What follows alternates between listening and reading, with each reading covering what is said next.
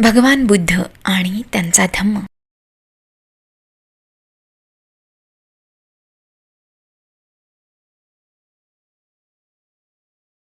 या सर्व विश्वामागे एक सर्वव्यापक जीवनतत्व विद्यमान असून त्याला ब्रह्म अथवा ब्रह्मन असे म्हणतात. हे ब्रह्म एक वास्तविकता आहे. आत्मन आणि ब्रह्मन एकच होत. आत्म्याला आपण ब्रह्म आहोत हे ज्ञान होण्यासाठी संसाराचा त्याग करणे आवश्यक आहे. या सिद्धांताला वेद म्हणतात. भगवान बुद्धाच्या मनात या सिद्धांताबद्दल आदर नव्हता. त्याच्या मते या सिद्धांताचा आधार मिथ्या होता. त्याचा काहीही उपयोग नव्हता आणि त्यामुळे तो स्वीकारण्याजोगा नव्हता. ब्रह्माच्या अस्तित्वाचे दुसरे प्रमाण अनुमानाचे, ते त्याचे अस्तित्व सिद्ध करण्यास अपुरे आहे. भगवान बुद्धाने प्रश्न केला, कोणत्या एका गोष्टीच्या होण्यावरून आम्ही ब्रह्माचे होणे किंवा अस्तित्व अनुमानायचे? वस्तू अदृश्य असूनही तिला अस्तित्व असते. म्हणून ते म्हणतात की ब्रह्म अदृश्य असले तरी त्याला अस्तित्व आहे. तर्कासाठी हे मान्य करूया की वस्तू अदृश्य असली तरी तिला अस्तित्व असू शकते. याचे उत्तम उदाहरण म्हणजे वीज हे आहे. वीज अदृश्य असूनही तिला अस्तित्व आहे, परंतु हा तर्कही पर्याप्त नाही. अदृश्य वस्तूनेही आपले अस्तित्व दुसऱ्या कोणत्या तरी रूपाने प्रकट करणे जरूर आहे. काही एक निष्कर्ष स्थापन करण्यासाठी एक विधान मान्य केले जाते. ते सिद्ध करता येत नाही. ते केवळ कायद्यातील कल्पना अर्थात फिक्शन असते आणि आपण अशा कायद्यातील कल्पनेला अर्थात लिगल फिक्शनला मान्यता देतो. पण आपण अशा कायद्यातील कल्पनेला का मान्यता देतो? कायद्यातील कल्पनेला मान्यता देण्याचे कारण या मान्यतेपासून न्यायाशी सुसंगत असे उपयुक्त परिणाम संभवतात हे आहे. ब्रह्म ही सुद्धा एक कल्पना आहे, परंतु त्यापासून कोणते उपयुक्त परिणाम संभवतात? तिन्हीही वेद जाणणाऱ्या त्या ब्राह्मणांमध्ये एक तरी ब्राह्मण असा आहे काय की ज्याने ब्रह्म प्रत्यक्ष समोरासमोर पाहिले आहे? नाही गौतमा, निश्चितच पाहिलेले नाही. यास्तव ब्रह्म हे वास्तव नसून त्यावर आधारलेला धर्म हा व्यर्थ आहे. आत्म्यावरील विश्वास हा अधर्म आहे. भगवान बुद्धाने म्हटले आहे की आत्म्यावर आधारलेला धर्म हा कल्पनाश्रित धर्म आहे. कोणीही आत्मा पाहिलेला नाही किंवा आत्म्याशी संभाषण केलेले नाही. आत्मा अज्ञात आणि अदृश्य आहे. जी गोष्ट वास्तव आहे ती गोष्ट आत्मा नसून मन आहे. मन हे आत्म्यापासून भिन्न आहे. तथागत म्हणाले, आत्म्यावर विश्वास ठेवणे निरुपयोगी आहे. म्हणून आत्म्यावर आधारलेला धर्म आपल्याला योग्य नाही. असा धर्म केवळ भ्रामक समजुतींचा जनक ठरतो. भगवान बुद्धाने हा प्रश्न येथेच सोडलेला नाही. त्याने त्या प्रश्नांची सांगोपांग चर्चा केली आहे.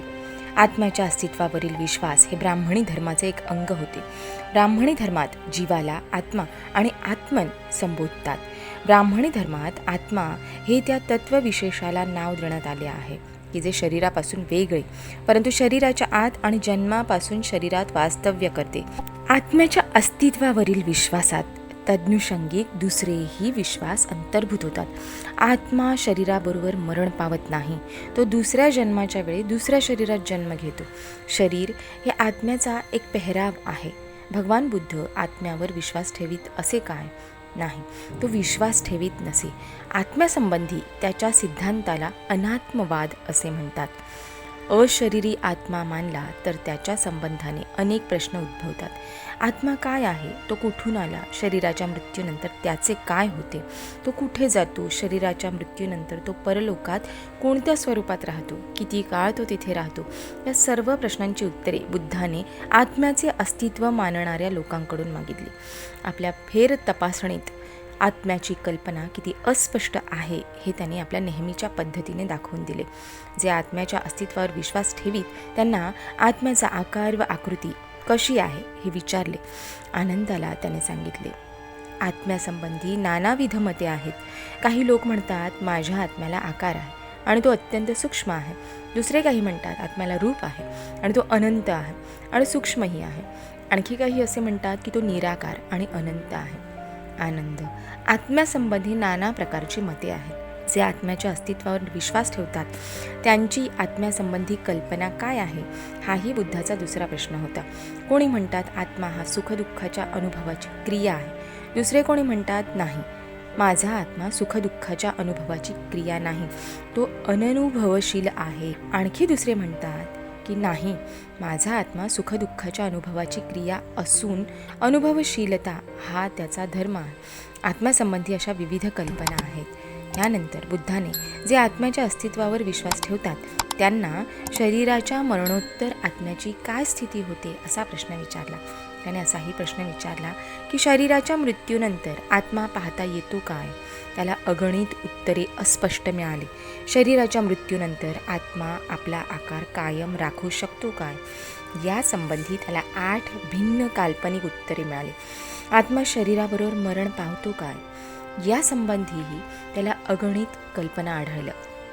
तथागताने शरीराच्या मृत्यूनंतर आत्मा सुखी असतो की दुःखी असतो हाही प्रश्न विचारला. शरीराच्या मृत्यूनंतर आत्मा सुखी असतो काय? यासंबंधी श्रमण ब्राह्मणांची मते भिन्न होती. काही म्हणाले की तो अतिशय दुःखी असतो, काही म्हणाले तो सुखी असतो, इतर काही म्हणाले की तो सुखी व दुःखी असतो आणि इतर म्हणाले तो सुखी अथवा दुःखीही नसतो. आत्म्याच्या अस्तित्वाच्या विश्वासावरील या सर्व सिद्धांताला त्यांनी दिलेले उत्तर चुंदला त्यांनी दिलेल्या उत्तरासारखेच होते. चुंदला तो म्हणाला, हे चुंद, जे श्रमण ब्राह्मण या मतांपैकी कोणत्याही एका मतावर विश्वास ठेवतात त्यांच्याकडे जाऊन मी त्यांना विचारतो, मित्रांनो, हे तुमचे म्हणणे ठीक आहे काय? आणि ते उत्तर देतात, होय, माझेच मत खरे आहे. दुसरी मते मूर्खपणाची आहेत. मी त्यांचे मत स्वीकारत नाही. का? कारण लोकांची या विषयासंबंधी भिन्न मते आहेत. त्यांची मते मी माझ्या मतापेक्षा श्रेष्ठ मानित नाही. एवढेच काय, ती माझ्या मताच्या तोडीचीही मी मानित नाही. आता एक महत्त्वपूर्ण प्रश्न पुढे येतो, तो असा की आत्म्यावरील विश्वासाच्या सिद्धांताविरुद्ध भगवान बुद्धाची विचारसरणी काय होती? आत्म्याच्या विरुद्ध भगवान बुद्धाने जी सर्वसामान्य विचारसरणी मांडली तीच त्याने ईश्वराचे अस्तित्व नाकारताना मांडलेली आहे. त्याने असा विचार मांडला आहे की आत्म्याच्या अस्तित्वाची चर्चा ही देवाच्या अस्तित्वाच्या चर्चे इतकीच निरुपयोगी आहे. देवाच्या अस्तित्वावरील विश्वास हा सम्मादिठ्ठीला जितका बाधक आहे तितकाच आत्म्याच्या अस्तित्वावरील विश्वासही बाधक आहे. त्याने असे विवेचन केले आहे की देवावरील विश्वास हा ज्या प्रकारे भ्रामक समजुती निर्माण करतो त्याच प्रकारे आत्म्याच्या अस्तित्वावरील विश्वास भ्रामक समजुतींना कारणीभूत होतो. त्याच्या मते तर आत्म्याच्या अस्तित्वावरील विश्वास हा देवाच्या अस्तित्वावरील विश्वासापेक्षा भयंकर आहे, कारण त्यामुळे पुरोहित वर्ग निर्माण होतो, भ्रामक समजुतींचा मार्ग मोकळा होतो. एवढेच नव्हे तर पुरोहित वर्गाला माणसाच्या जन्मापासून मृत्यूपर्यंत सत्ता गाजवण्याचा अधिकारही बहाल करतो. या सर्वसाधारण विचारसरणीमुळेच भगवान बुद्धाने आत्म्याच्या अस्तित्वासंबंधी काही दृढपूर्वक मत व्यक्त केलेले नाही असे म्हणतात. दुसरे काही म्हणतात की त्याने आत्म्याच्या अस्तित्वाच्या सिद्धांताचे खंडन केले नाही. आणखी दुसरे काही म्हणतात की त्याने या प्रश्नाच्या उत्तराला बगल दिलेली आहे. ही सर्व मते चूक आहेत, कारण त्याने महालीला स्पष्टपणे आणि निश्चित शब्दात सांगितले आहे की आत्मा काही वस्तू नाही. म्हणूनच त्याच्या सिद्धांताला अनात्मवाद असे म्हणतात. आत्म्याच्या विरुद्ध या सर्वसामान्य विचारसरणीपेक्षाही भगवान बुद्धाने त्याविरुद्ध अगदी खास अशी खंडनकारक विचारसरणी मांडलेली आहे. आत्म्याचे वेगळे असे अस्तित्व स्थापन करणाऱ्या सिद्धांताविरुद्ध भगवान बुद्धाने आपला नामरूप सिद्धांत मांडला. हा नामरूप सिद्धांत विभज्यवादाच्या द्वारे केलेल्या परीक्षणाचा परिणाम आहे. मानव व्यक्तित्वाचा अथवा मानवाच्या अतिशय सूक्ष्म काटेकोर विश्लेषणाचा हा परिणाम आहे. नामरूप ही प्राण्याची सामूहिक संज्ञा आहे. भगवान बुद्धाच्या मतानुसार प्राणी हा काही भौतिक तत्वे आणि काही मानसिक तत्वे यांच्या संमिश्रणाचा परिणाम आहे. या भौतिक आणि मानसिक तत्वांना स्कंध म्हणतात. रूपस्कंध हे प्राधान्याने पृथ्वी, जल, अग्नी आणि वायू या 4 तत्वांचा परिणाम आहे. हे स्कंधरूप अथवा शरीराचे घटक होत. रूपस्कंधाशिवाय मानसस्कंध ही एक गोष्ट आहे, तेही प्राण्याच्या रचनेचे घटक आहेत. या नामस्कंधाला विज्ञान अथवा चेतना असे म्हणतात. या नामस्कंधात 3 मानसिक घटकतत्वे आहेत. वेदना म्हणजेच 6 इंद्रियांची त्यांच्या विषयाशी संपर्क झाल्यामुळे होणारी अनुभूती, संज्ञा किंवा संज्ञा, संखार म्हणजेच संस्कार, वियाण किंवा विज्ञान किंवा चेतना या 3 नामस्कंधात समाविष्ट केले जाते. आधुनिक मानसशास्त्रज्ञ कदाचित असे म्हणेल की विज्ञान म्हणजेच कॉन्शियसनेस हाच इतर मानसिक क्रियांचा मूळ स्रोत आहे. विज्ञान कोणत्याही प्राण्याचा केंद्रबिंदू आहे. पृथ्वी, जल, तेज आणि वायू या 4 तत्वांच्या संमिश्रणाने विज्ञान उत्पन्न होते. भगवान बुद्धाने प्रतिपादित केलेल्या या विज्ञानाच्या उत्पत्तीच्या सिद्धांतावर एक आक्षेप घेतला जातो. हे सिद्धांत विरोधी असे विचारतात की विज्ञान किंवा चित्त याची उत्पत्ती कशी होते.